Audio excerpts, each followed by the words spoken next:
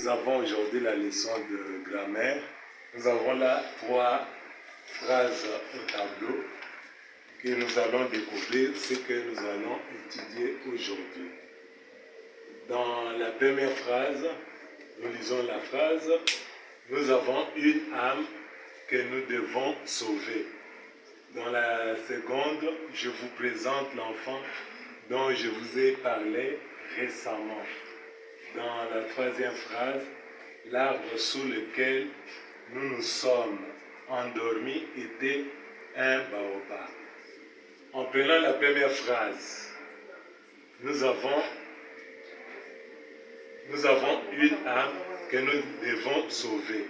Dans cette phrase, il y a un nom, c'est âme.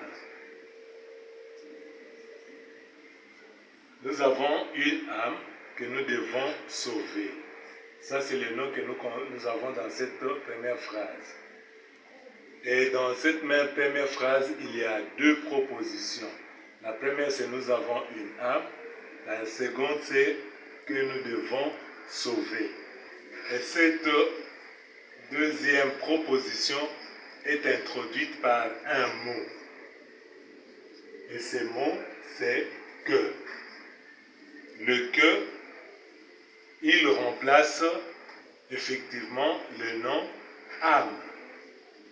Parce qu'il remplace le nom âme, nous disons que c'est un pronom relatif. C'est pour cela, aujourd'hui, nous allons parler de pronoms relatifs. Les pronoms relatifs.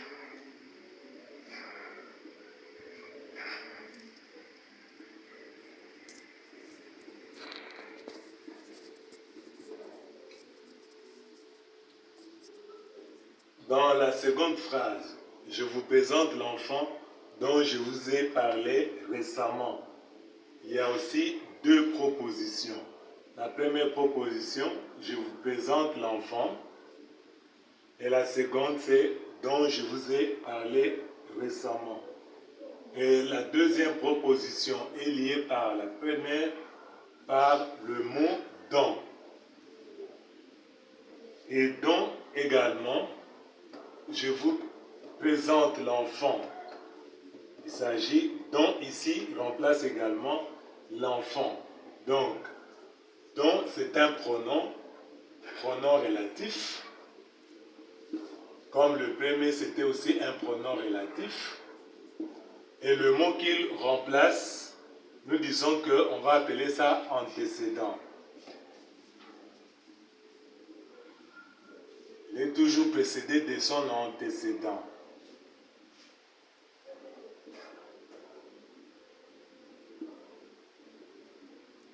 Nous avons dans la troisième phrase, l'arbre sous lequel nous nous sommes endormis était un baobab. L'arbre sous lequel nous nous sommes endormis était un baobab. Et effectivement, ici, nous trouvons que le mot lequel est complément du nom arbre. Et il joue également le rôle de pronom relatif.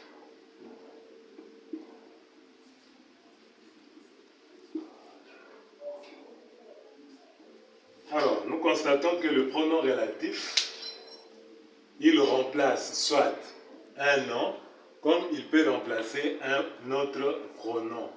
Et il introduit souvent la proposition subordonnée.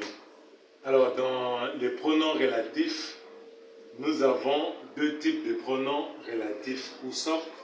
Nous avons les pronoms relatifs qui sont simples et les pronoms relatifs qui sont composés. Parmi les pronoms relatifs simples, disons, on distingue les pronoms relatifs simples.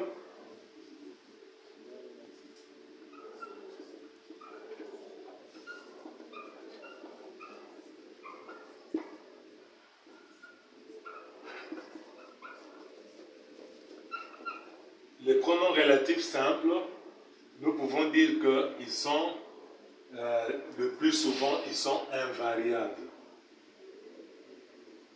Ils sont invariables. Cela veut dire qu'ils ne changent pas.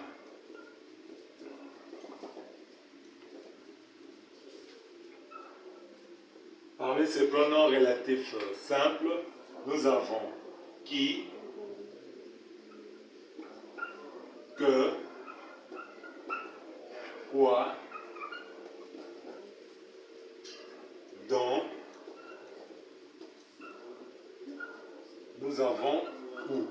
Ce sont là les pronoms relatifs simples.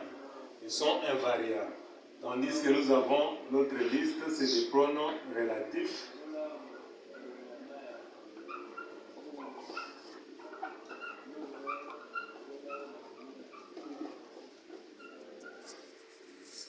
composés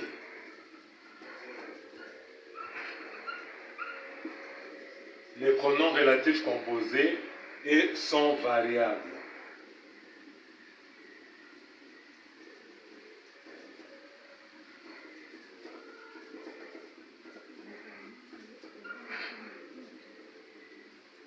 Parmi les pronoms relatifs, nous avons composés, nous avons ceux qui sont au singulier, parce qu'ils sont variables, ils peuvent être au singulier,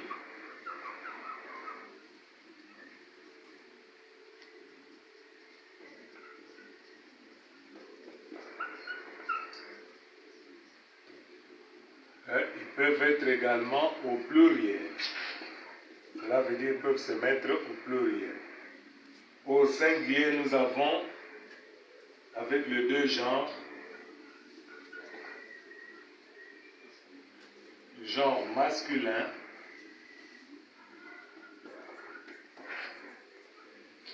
nous avons lequel, duquel, auquel. Tandis que au féminin,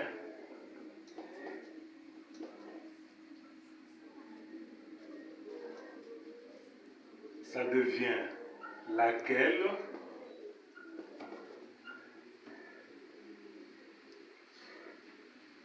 à laquelle,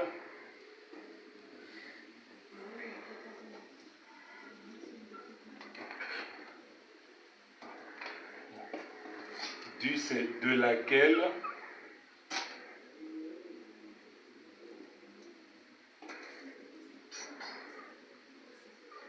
de laquelle,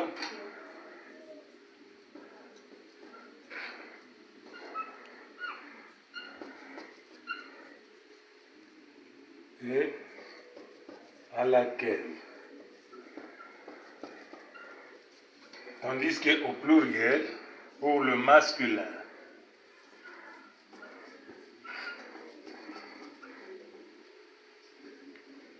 nous avons lesquels,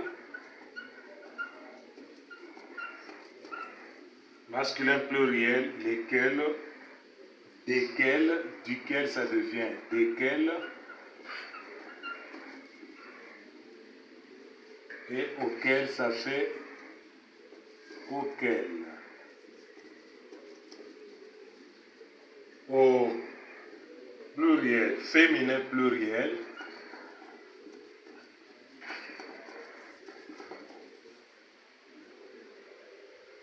nous avons lesquels,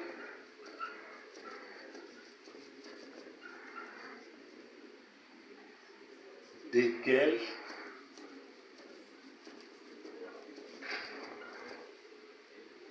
et auquel.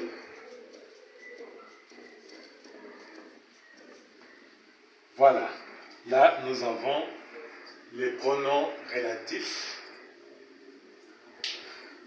Les pronoms relatifs simples, qui, que, quoi, dont, où, et les pronoms relatifs composés, lequel, qui peut se décomposer en duquel, auquel. Ça c'est pour le masculin singulier, féminin singulier, laquelle, de laquelle, à laquelle, au pluriel, masculin pluriel, nous avons lesquels, desquels, auxquels. Féminin pluriel, lesquels, desquels, auxquels. Prenez note et bientôt Je vais vous donner l'exercice pour vous exercer.